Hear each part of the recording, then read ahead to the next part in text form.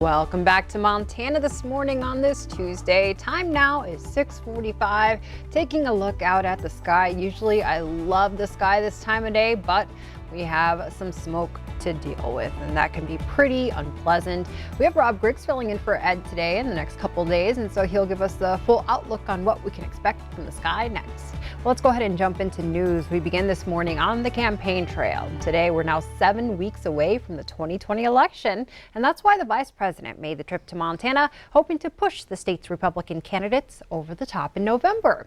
Vice President Mike Pence rallied support for Senator Steve Daines, gubernatorial candidate Greg Gianforte, and State Auditor Matt Rosendale, who's running for Montana's U.S. House seat. Hundreds came out to listen to the vice president, and he touted the Trump administration's first-term accomplishments. In an interview with MTN, Vice President Pence gave a ringing endorsement for Senator Daines. Right after getting this president reelected, we need 6 more years of Senator Steve Daines in the United States Senate. And we need a strong conservative voice in the governor's office and in the Congress for Montana. Greg Gianforte's opponent, Democrat Lieutenant Governor Mike Cooney, joined us earlier in the show today and questioned the vice president's motivation for the visit.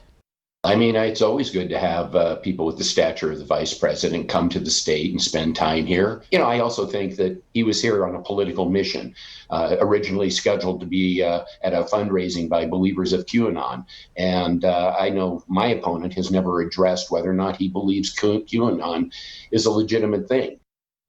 And a local tribal leader announced support for 4 more years of the Trump administration. Crow Chairman A.J. Not Afraid spoke at the rally and said the tribe endorses President Trump, and coal is a big reason why. The Crow asked this lineup to help, which in the last 4 years, President Trump had endorsed and amended, executed the Terra Act, which enabled the Crow tribe into permitting its own mineral resources.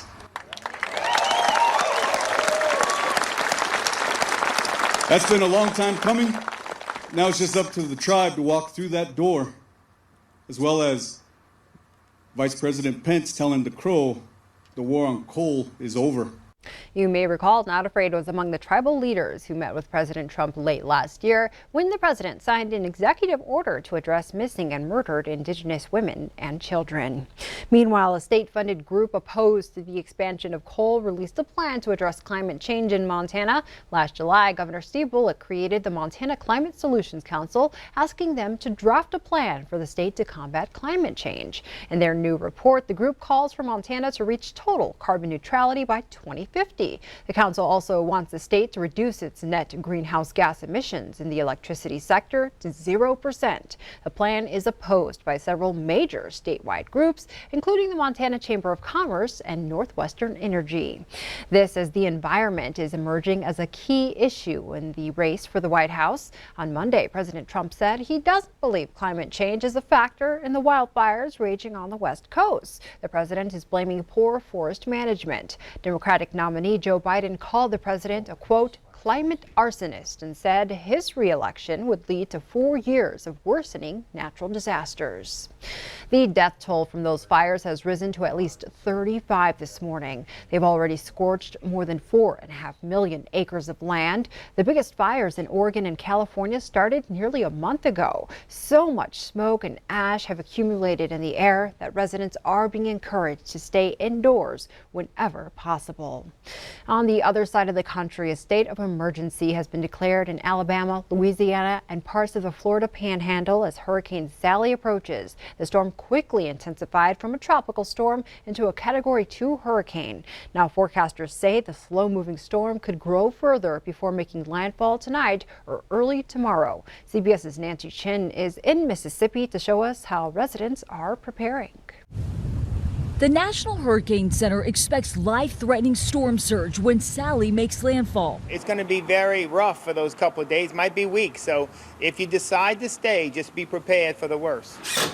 Residents in Biloxi, Mississippi boarded their homes and businesses. Others filled sandbags. I already got 4 sandbags in the front of my house, and I just went and got 4 more. The storm is moving slowly over the Gulf of Mexico, gaining strength from the warm water. The longer it stays out in the Gulf of Mexico, the more and higher the likelihood is that It continues to grow in size and scope and severity. 5 named storms churned in the Atlantic yesterday, the first time that's happened in nearly 50 years. But Hurricane Sally is the focus right now for residents along the Gulf Coast. I'm very concerned.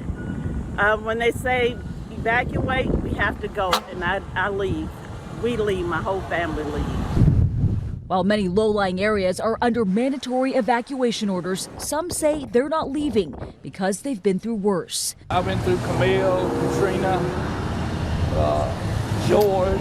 Those staying put are watching Sally closely. It's lingering, it's meandering, it's not doing what we need it to do. We need this thing to just move. We're going to ride it out, but potentially leave. We have an escape plan too, so be prepared, right? The storm is expected to dump as much as 2 feet of rain in some areas. Nancy Chen, CBS News, Gulfport, Mississippi. And with more than 2 months left in hurricane season, the National Hurricane Center is about to run out of storm names. They have one more, Wilfred, before turning to the Greek alphabet. Now that hasn't happened in 15 years.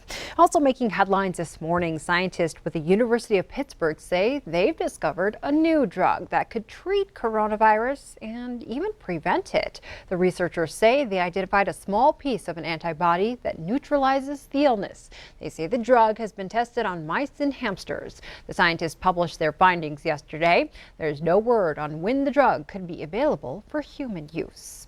Closer to home, a hiker who shot and killed a Billings man will not face any charges. Police say back in April, a man and his wife came across 43-year-old Chad Rockman and a friend stuck in an SUV south of Red Lodge. The couple tried to help the duo when Rockman became agitated by the hiker's dog and threatened to kill it. The hikers walked away, but Rockman came after them with a stick. The woman sprayed Rockman with bear spray, but he didn't stop, and that's when the man drew his handgun and shot Rockman. He said he feared Rockman wanted to kill him and that he would go after his wife. Rockman's friend confirmed the couple's story, and the Carbon County attorney said the state would not be able to prove use of force was unjustified. Now we go to Helena, where bail has been set at $100,000 for a man accused of raping 2 women and filming women in a bathroom on the Carroll College campus. 22-year-old Connor Jones appeared in court on 20 total charges, including aggravated sexual intercourse without consent, surreptitious visual observation, and sexual abuse of children.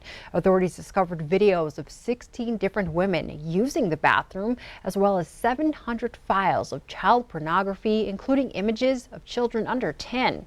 Carroll College officials call the case deeply disturbing and are conducting an internal investigation. And in Missoula, the now former University of Montana basketball player accused of strangling his girlfriend last month says he didn't do it. 20-year-old Nassim Gaskin pleaded not guilty to felony strangulation and partner family member assault. Charges were filed against the then Grizz player on August 21st after his girlfriend said he pinned her to a bed and strangled her during an argument. Gaskin was let go from the team and is no longer enrolled at UM. Well, tonight we'll know if the proposed Billings public safety levy passes or if it goes down in defeat. That means today is the last day to get your ballot to the Yellowstone County Elections Office. So far, 29,000 voters have returned ballots. That's about a 50% turnout. The last public safety levy was 16 years ago. The new levy would better fund police, fire, and emergency services to match Billings' current population. Well, that does it for news on this Tuesday. And now we have Rob standing by with weather. Thanks, Miss Victoria. We've got a smoky one out there right now. That smoke is moving in. That's decreasing our air quality. I'm afraid that's kind of what we're looking for today. So brace yourself. The sun now coming up. 56 degrees. We've got a southwest wind 6 miles an hour. And as long as that wind is southwesterly, you can bet on that smoke thickening up. That will change. We'll start to see that wind shift to the northwest a little bit later on this evening, and that can turn things around a little bit for us. Air quality, that's what we're most concerned with. And although we're not under any warnings right now in the Billings area, air quality is not going to be great today, so please take precautions if you have respiratory issues or you're finding a lot of irritation in the eyes and the throat, that sort of thing. But just have to be smart about it. Closer to average temperatures tomorrow as we cool down. Today, well above average by a good 10 to 15 degrees at several locations. Weekend showers, possibly, Yeah, possibly. That wouldn't be too bad at all, would it? Looking across the area right now, the best air quality we have in the state across the mass would be from northern Montana, northeast Montana down to northeastern Wyoming, but it gets a little worse as we head from central Montana out toward the west. The exception may be Bozeman and Great Falls, still sitting pretty good, but Billings and Lewistown have just moved into the unhealthy range, and of course you get further out here toward the northwest, Libby in the hazardous category right now, so not a very good thing at all. And that prompts a lot of these air quality warnings for all of these counties in gray. These will be in effect until probably mid-morning. They could extend those beyond that, but right now I think about 8:30 is when those are slated to either be dropped from the map or, in my opinion, probably adjusted and expanded just a little bit.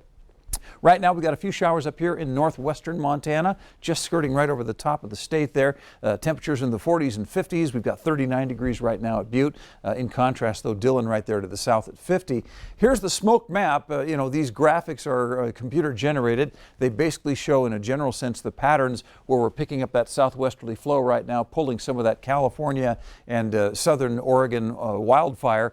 It's also mixing in with some of the wildfires we've had a little closer into the northern Rockies, and it's spreading across the state. Very thick smoke up here. You can see why Libby right now is under that hazardous weather, hazardous air quality concern right now. We're going to continue to see the smoke build as the day moves on before it starts to get scoured and pushed back out from the north. More showers, air quality concerns across the area. 91 for High and Grable, 82 for Miles City. We'll look for 90 degrees in Columbus. Red Lodge even will be 81. Really no chance of showers either. And then tonight we're looking for those temperatures to stay very comfortable, probably down to the 40s and 50s. That's a look at your weather. Here's what's happening on CBS This Morning. Coming up, Bob Woodward joins us with new revelations about what the president really thinks about race relations and the coronavirus. Plus, country megastar Maren Morris on her struggles as a new mom and how much she misses the road. Coming up on CBS This Morning. The time now is 6:57, and today's holiday is all about Google.com. Yeah. Today's the day. Back in 1997, the domain name was registered, and if you wonder why Google, it's a mathematical term. Oh. So yeah, we'll just leave the geniuses up to that. The genius Yeah. starts with a Google. Have a great day. We will see you back here tomorrow.